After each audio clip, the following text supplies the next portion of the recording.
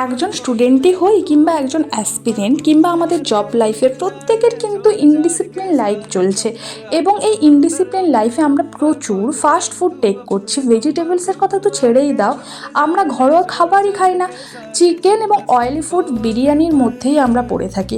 তো এই জন্য আমরাই সাফার করছি এবং তার সাথে যেমন আমার গলস্টোন অপারেশন হয়েছে এবং আমার অ্যাসপিরেন্ট লাইফে আমি 2বার হসপিটালে অ্যাডমিট হয়েছি।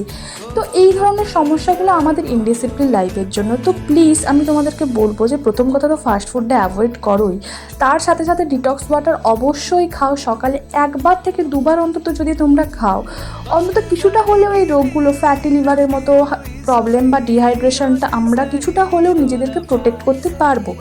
আর তার সাথে সাথে এই আনহেলদি খাবারগুলো কিছুটা হলেও কমাও, কারণ আমি সাফার করি এবং তোমাদেরকেও বলবো। আর detox water please take it regularly.